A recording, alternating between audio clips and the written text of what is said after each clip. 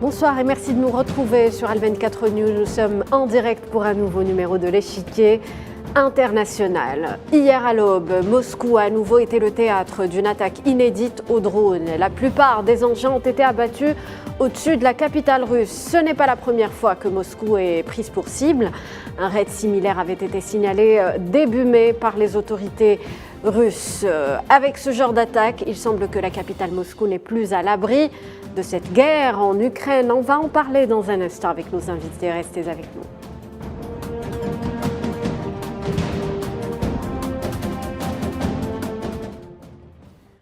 Une attaque au drone sur Moscou pour les autorités russes, eh bien, il s'agit bien entendu d'un acte terroriste dans un contexte de conflit qui perdure et qui semble même s'intensifier. Faut-il s'attendre à une multiplication de ce genre de frappes? La question sera posée à mes invités. Pascal Lepautrema, géopolitologue, maître de conférence à l'UCO, l'Université catholique de l'Ouest en France. Bonsoir et merci d'avoir accepté notre invitation.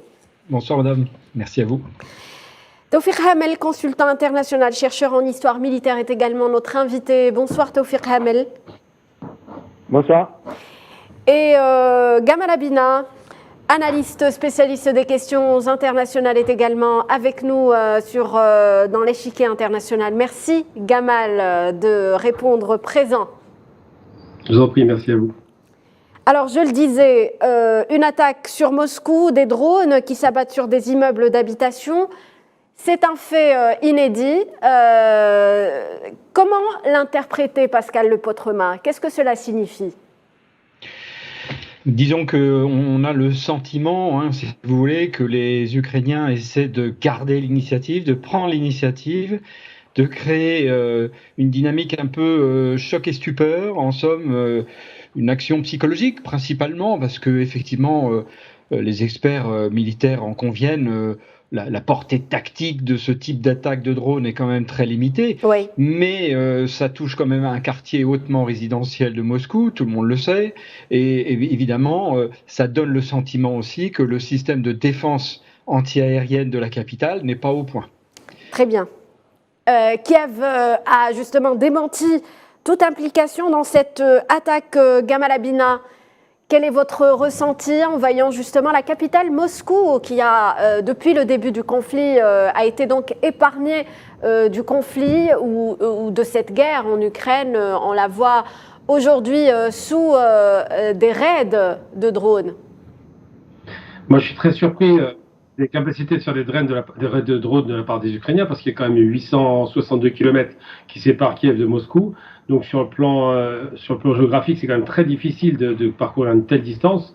Donc il est peu probable que ça parte d'Ukraine, mais que ça peut venir d'éléments internes à la Russie, d'Ukrainiens sur place, qui font des attaques avec des moyens très limités finalement. Les dégâts matériels sont marginaux.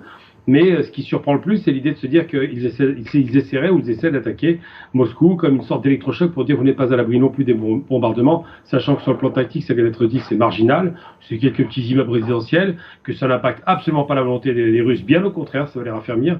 Et je comprends que Kiev refuse d'endosser cette responsabilité. C'est possible que ça vienne pas d'eux d'ailleurs, mais parce que déjà tactiquement c'était pas intéressant, politiquement c'est compliqué à gérer, ils se retrouvent à attaquer aussi des civils, et puis en même temps de se dire que finalement ces attaques c'est des coups d'épée dans l'eau. Est-ce que c'est la contre-offensive dont on parle depuis des mois qui n'arrive pas? Est-ce qu'ils essaient de caractériser une sorte de nouvelle attaque tous azimuts? J'ai du mal à y croire, mais c'est pas la première attaque qu'on a observée sur Moscou, puisqu'il y avait déjà eu le Kremlin, on voit les images d'ailleurs, il y a un temps où un petit drone avait attaqué symboliquement encore une fois le Kremlin, mais ça ne donne pas grand-chose sur le plan militaire. Le Kremlin avait à l'époque accusé Washington d'être derrière l'attaque au début de mai. Tawfiq Hamel, qu'en pensez-vous sur cette attaque, bien que, donc, on le disait, Kiev a démenti être derrière ce raid ou cette attaque de drone? Comment vous voyez les choses, vous, de votre côté? Les Américains ont toujours affirmé qu'ils ne céderont jamais l'Ukraine d'attaquer les territoires russes. Par contre, elles vont fournir suffisamment d'aide pour que les Ukrainiens puissent en tout cas reprendre la souveraineté sur l'ensemble de leur territoire.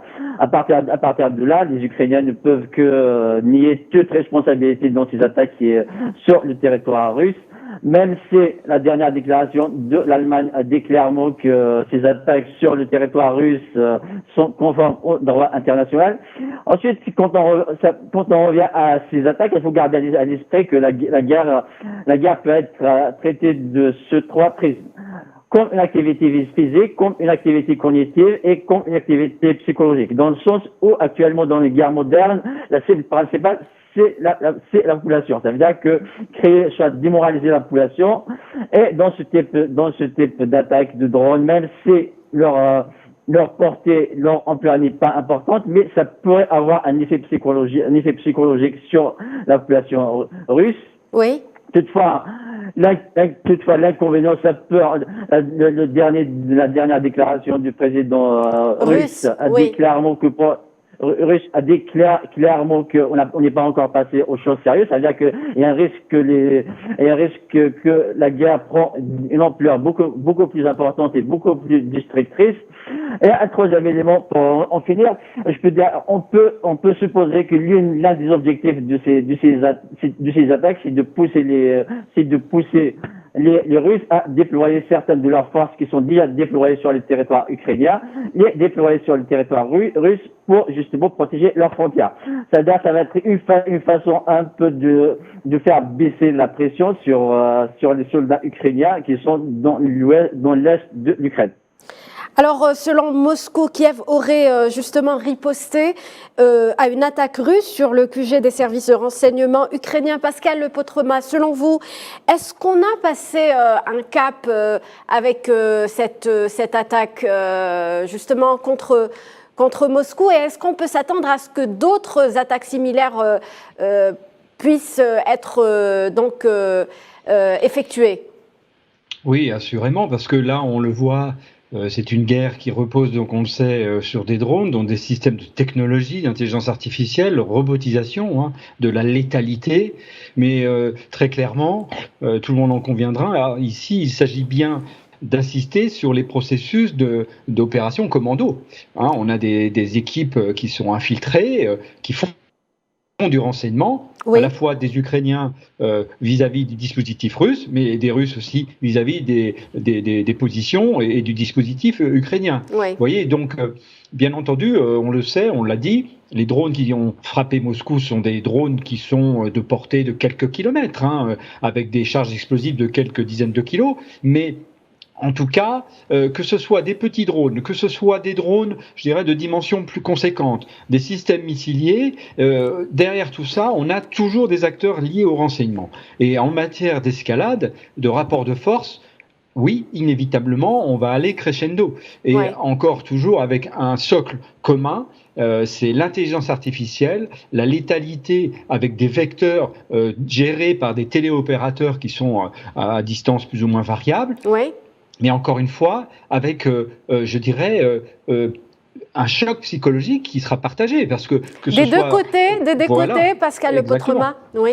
Tout à fait. Les populations, directement, indirectement, vont constater cela, observer cela. Et effectivement, la question qu'on peut se poser ensuite, c'est comment réagira notamment le peuple russe, voyant que le territoire n'est pas à l'abri, je dirais, de l'écho de la guerre et d'un rayonnement conséquent. Est-ce qu'ils se fédéreront autour du chef d'État, chef de guerre Vladimir Poutine, ou à l'inverse demanderont à ce qu'on arrête entre guillemets les frais et qu'on incite le pouvoir exécutif à négocier? Ce sont des hypothèses, bien entendu, pour l'instant, on anticipe un peu. Alors justement, ce qui est intéressant, c'est de voir la réaction du président russe Vladimir Poutine, qui a bien entendu dénoncé un acte terroriste. Il a également parlé de l'importance de renforcer le système de défense anti-aérien, mais il a surtout évoqué cette notion de provocation. Les citoyens ukrainiens doivent savoir ce vers quoi leurs dirigeants les mènent aujourd'hui, a dit donc Vladimir Poutine. Je vous propose justement de suivre sa réaction. Ce n'est pas tant cela qui nous inquiète que ces tentatives de susciter une réponse de la Russie, c'est-à-dire qui nous incite à lancer des mesures de représailles. Mais les citoyens ukrainiens qui, évidemment, n'ont pas leur mot à dire dans ce régime de Kiev, doivent savoir à quoi leurs dirigeants les mènent. Il faut qu'ils comprennent qu'il y a d'autres aspects, comme ces atteintes au fonctionnement de la centrale nucléaire de Zaporizhia et les risques autour.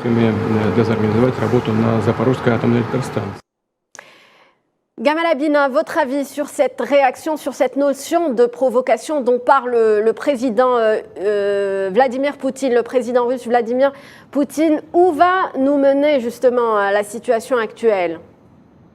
Moi, je pense que, pour répondre à ce qu'il vient de dire à l'instant, justement, les chefs de guerre en général sont toujours très très soutenus par la population. Ça ne fera pas beaucoup de différence, ces attaques de drones, si ce n'est que de raffermir ce soutien. On n'a jamais vu un chef de guerre abandonné par sa population en temps de guerre, ça n'existe pas. Par contre, une chose qui est certaine, c'est que lorsque Poutine dit que les Ukrainiens devraient faire attention à leurs dirigeants parce que ça va les mener vers autre chose, il fait référence à des mesures de représailles militaires civiles cette fois-ci, qui frapperaient les villes si jamais il y avait d'autres attaques. Mais là où on doit être interrogé par rapport à ces questions, c'est ces fameux drones, ces guerres nouvelle génération. On a parlé d'intelligence artificielle, c'est vrai, parce qu'on vient de voir qu'il y a eu des drones marins qui ont attaqué la flotte russe du côté de la Crimée, pas loin d'ailleurs de la Turquie pour être très précis. On vient de voir, on observe des drones qui attaquent à Moscou, mais pas seulement, de l'autre côté de la frontière aussi, du côté de l'Ukraine. On se rend bien compte que ces guerres de drones qui ont été initiées d'ailleurs, rappelons-le quand même, par les États-Unis lorsqu'ils attaquaient dans les régions de Peshawar ou dans le Pakistan ou l'Afghanistan, lorsqu'ils attaquaient pour tuer ce qu'ils appelaient éliminer les terroristes, ils utilisaient aussi des drones armés aériens et ils tapaient de très loin. Et c'est vrai que la guerre nouvelle génération, c'est une guerre qui se fera de moins en moins avec des hommes, mais qui tuera de plus en plus de civils. Et c'est ça qu'on doit craindre aujourd'hui, parce que là, la frappe de ces drones s'est faite sur les immeubles de civils. En Ukraine, c'est pareil. Malheureusement, il y a beaucoup de civils qui meurent. Et ces drones armés, on l'a vu avec les drones turcs, par exemple, qui ont fait beaucoup de dégâts contre l'armée russe au début de la guerre, eh bien, ils étaient au nombre de 80 d'ailleurs, ont eu des résultats assez édifiants. On l'a vu aussi en Éthiopie. Ce sont les drones qui ont fait remporter les victoires à Abiy Ahmed. Donc c'est vrai qu'on se pose la question de savoir quelles seront les nouvelles guerres, les guerres nouvelle génération avec cette intelligence artificielle qui prend de plus en plus dessus. On se croirait dans Terminator pour le coup, et surtout ces drones qui sont de plus en plus tueurs et sont de moins en moins tuent de moins en moins de soldats de la partie offensive. Donc c'est vrai que c'est très inquiétant de voir qu'on change de paradigme. Il n'y a plus de combat direct, c'est des combats indirects. Et c'est toujours les mêmes qui payent, malheureusement, c'est les civils. Mais c'est vrai que ces drones sont de plus en plus d'actualité et ne feront que pousser certains États à être de plus en plus vite en guerre par rapport à ces moyens d'attaque qui ne nécessitent pas de soldats, finalement. Tawfiq Hamel, votre point de vue, Moscou d'ailleurs qui ne cesse de reprocher aux Occidentaux leur soutien aux Ukrainiens qui commettent justement, qui sont derrière ces actes irresponsables selon Moscou. À ce jour, depuis le début de cette guerre, la Russie, en tout cas, a toujours montré une certaine détermination d'aller jusqu'au bout, jusqu'à la réalisation de ces objectifs qui ont été annoncés initialement, même si le discours russe de la victoire a été ajusté et ces objectifs ont été ajustés. Oui. Mais souvent, à chaque fois qu'il y a des attaques ukrainiennes importantes, la Russie a toujours réagi de façon, en tout cas, de façon beaucoup plus importante qu'avant. Il y a de fortes possibilités que la Russie va certainement intensifier ses opérations, ses actions en Ukraine, probablement en se servant plus ce qu'on appelle la guerre à distance, soit l'utilisation de drones et de missiles. Après, si on revient sur la question des drones, actuellement, malgré les investissements qui ont été réalisés par les différents États en matière de défense antimissile, aucun système antimissile n'est vraiment capable de nous protéger de tous les drones. Il y aura toujours quelques drones qui pourront échapper à un système antimissile, soit parce qu'il est saturé, soit il y a des pannes. Mais ce qui est intéressant de mon point de vue, c'est que quand on regarde depuis les années 90, la majorité des pays occidentaux, même la Russie, ont investi dans des systèmes d'armement très très coûteux. Oui. On a commencé à parler de la robotisation de la guerre. On a investi dans des systèmes, des super systèmes très très coûteux. Mais finalement, là, on se rend compte que finalement, on peut se servir juste de drones avec 30 000 roubles.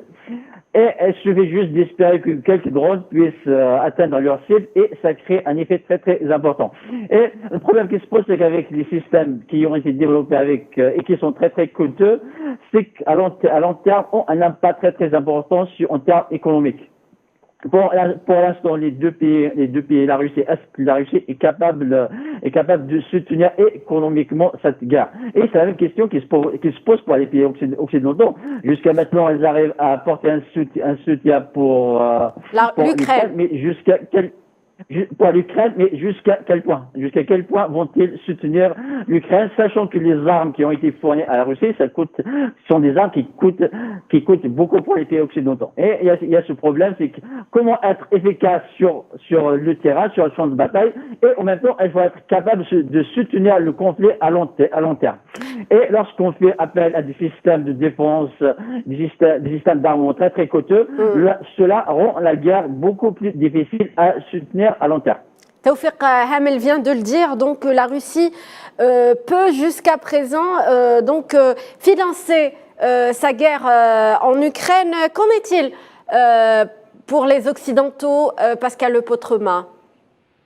Alors là, c'est très difficile de trancher, de vous donner une approche chiffrée, mais assurément, il y a une volonté collective, je dirais, de nourrir, d'apporter des éléments, des systèmes d'armes, donc au profit de l'armée ukrainienne, de former des pilotes, on le sait, mais là aussi, on est confronté à de la communication politique, puisque beaucoup des responsables des pouvoirs exécutifs occidentaux laissent entendre que les formations de pilotes vont se faire instantanément, mais en fait, il faut entre 3-6 mois minimum, et voire même pratiquement un an et demi pour véritablement être opérationnel. Certains disent même 3 ans. C'est un petit peu l'histoire des livraisons d'armes.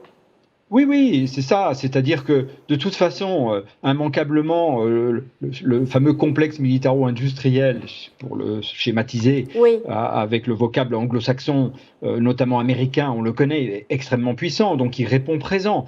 Il y a eu un moment, d'ailleurs, les carnets de commandes étaient pleins, donc ils ont eu du mal à suivre, mais tout ça va se lisser, ils en sont ravis. Ce sont bien les seuls qui, encore une fois, peuvent se satisfaire de ces situations de guerre. Mais donc ça, malheureusement, j'ai envie de vous dire, il y aura toujours un système de fourniture d'armes. Par contre, et je reviens sur cet élément qui faisait qu'on n'était pas tout à fait d'accord avec M. Abina, si je prononce bien son nom, la variable d'ajustement, c'est pas des moindres, c'est l'être humain. Est-ce que les Russes seront prêts, eux aussi, à s'engager dans la durée, parce que là, encore une fois, insistons, on le dit ici ou là, vous et moi, depuis des mois, cette guerre va durer. Donc est-ce que les êtres humains, est-ce que les Russes seront prêts à poursuivre l'effort, parce qu'on sait que les pertes sont considérables, les Ukrainiens ont été étrillés, les meilleures unités ont été décimées.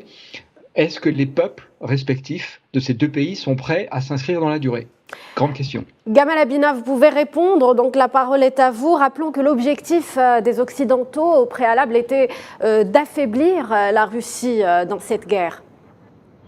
C'est un échec total au niveau économique. On voit bien que les Russes se sont repositionnés à l'Est, que leur économie fonctionne parfaitement, qu'ils ont une croissance inattendue. On pensait qu'il y aurait une récession, ce n'est pas le cas, qu'ils ont un commerce extérieur qui est florissant, 10e puissance à l'export mondial. Et pour répondre à la question qui a été évoquée, oui, les Russes ont la vie dure, on les connaît pour ce qu'ils sont. Ils se sont pris les nazis dans la figure, ça a été très dur au début. À Barbarossa, le 22 juin, ça a été 3 millions de Russes soldats prisonniers, ça a été 600 morts par semaine, et pour autant, 4 ans plus tard, ils sont à Berlin. C'est-à-dire que les Russes, non seulement ont la vie dure, mais on ne leur pose pas la question en vérité. Moi, là, j'aimerais que les peuples, effectivement, puissent s'exprimer, et je pense qu'il n'y a aucun peuple qui veut la guerre, tout le monde est d'accord là-dessus, même autour de ce plateau. Mais les dirigeants qui sont intéressés pour des raisons X ou Y, soit de prestige, d'intérêt financier, de système, effectivement, militaro-industriel pour les Américains, eh bien, ces dirigeants n'ont aucun intérêt à arrêter une guerre, tant que ça leur profite. La Russie en a tiré un avantage, puisque la dédollarisation, qui est un des objectifs, la dénazification, puisqu'il y avait des néo-nazis en Ukraine qui sont quasiment tous liquidés, et la démilitarisation de l'Ukraine, c'est des objectifs que les Russes veulent maintenir, mais pas seulement. Ils veulent effectivement faire main basse sur 20% du territoire et contrôler effectivement la Crimée de façon définitive. Donc tous ces éléments font que les dirigeants russes n'ont absolument aucun intérêt à s'arrêter et qui en plus ils n'ont aucune raison de s'arrêter, puisqu'aujourd'hui, quoi qu'on en dise du côté occidental, pour le moment la victoire est russe, qu'on le veuille ou non. Les Russes tiennent bien le territoire qu'ils ont occupé et ils l'occuperont jusqu'au bout. Et à côté de ça, on a effectivement des Ukrainiens qui ont été violemment frappés, c'est vrai, ça a été dit, qu'on alimente en armes, mais pas seulement, on alimente l'Ukraine en dette, on surendette un pays, ils en ont pour 80 ans de dette au moins, ils pourront peut-être pas y faire face à une guerre parfaitement inutile et perdue d'avance, dont on sait que les rapports de force, il faut le rappeler, c'est le Global Firepower qui le dit très bien.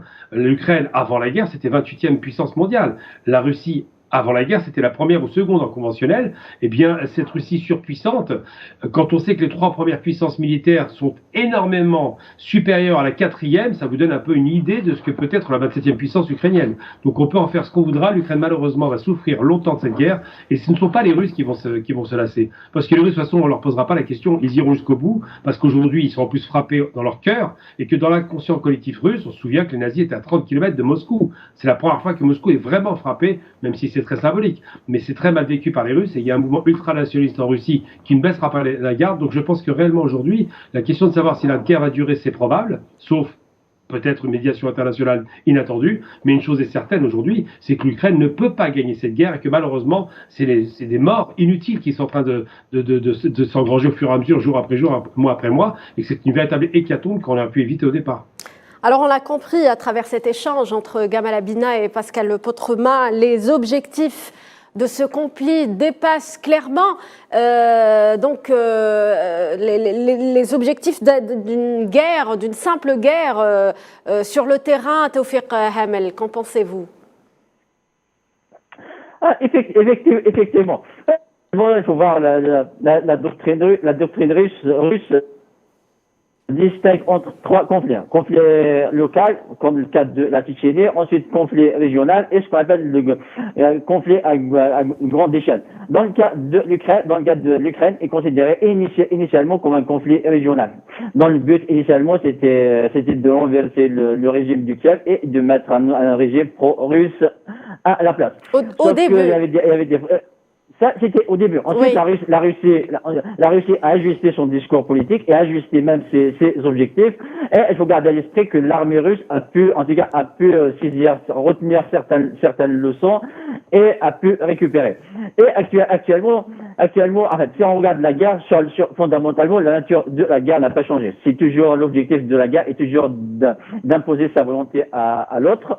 Mais le caractère de la guerre a changé. Parmi ces changements, c'est l'avantage actuellement est détenu par la défense, c'est-à-dire l'État qui est sur la défense. Oui. Et actuellement, on voit que la Russie a un avantage dans le sens que c'est les Ukrainiens qui doivent récupérer leur territoire, certes, pour que la Russie puisse envahir et récupérer certains territoires. Cela leur a coûté beaucoup en termes économiques et humains. Sauf que actuellement, c'est aux Ukrainiens de récupérer ces territoires. Ça veut dire que la Russie va se retrouver sur une posture défensive. C'est ce qu'elle est en train d'adopter actuellement comme posture. Tout en essayant d'épuiser les forces ukrainiennes à travers des frappes de drones, des missiles, pour faire en sorte que l'armée ukrainienne ne puisse pas se réorganiser et mener une attaque de grande ampleur. Oui. Très bien. Donc, on a franchi clairement une étape dans ce conflit, Pascal Le Potremat. Dans la situation actuelle, on l'a vu avec la prise de Bakhmout, avec ces attaques qui se multiplient en Ukraine, mais également en Russie. Oui, et c'est vrai que je rebondis sur ce que disait Monsieur Abina à l'instant. Quand on pense à la posture qu'a pu avoir et a toujours Monsieur Prigojine, le patron du groupe de la société militaire privée Wagner, on le voit bien, qui n'hésite pas à insulter un certain nombre de décideurs de l'establishment militaire du pouvoir exécutif. Il y a cette volonté de se battre. Et effectivement, il y a des liens avec les mouvements nationalistes qui aspirent à préserver la protection nationale et puis, coûte que coûte, à garder une assise dans le Donbass. Mais encore une fois, il y a l'inconnu, c'est-à-dire une partie de la population qui se dit « mais où va-t-on » Parce que oui, madame, je pense qu'effectivement, tout le monde en conviendra, jour après jour, on franchit un cap et qui va en fait en crescendo. Donc en somme, c'est pas rassurant du tout. Cela n'a pas impacté l'avancée de la Russie, Monsieur Le Potremat. Alors, ce que vous venez donc de décrire. C'est un petit peu difficile d'avoir un regard très précis sur les déploiements de force entre le premier, deuxième, troisième échelon, les moyens logistiques. Apparemment, si je recoupe les informations que je réussis à obtenir ici ou là, il grignote peu à peu quelques petits espaces, mais c'est une avancée extrêmement fragile. Et parce qu'en face, il y a quand même aussi un certain nombre de vecteurs, on ne va pas rentrer dans le détail, mais que ce soit des moyens aériens, terrestres, etc., des moyens de renseignement aussi occidentaux. Donc, en somme, on a le sentiment que l'armée russe est en train de se réorganiser, de se restructurer. Oui. Et puis, il faut savoir aussi que... Contrairement à ce qu'on dit dans certains observateurs du conflit, et notamment du côté occidental. Merci Pascal Lepotremat pour cet éclairage. On arrive pratiquement à la fin de cette émission. Merci également à Gamal Abdina et Tawfiq Hamel pour leur contribution dans ce numéro de l'Échiquier international. Nous continuerons de toute façon de suivre les développements de ce conflit en Ukraine. Merci à vous, chers téléspectateurs, de nous avoir prêté attention. Passez une très bonne soirée sur Al 24 News.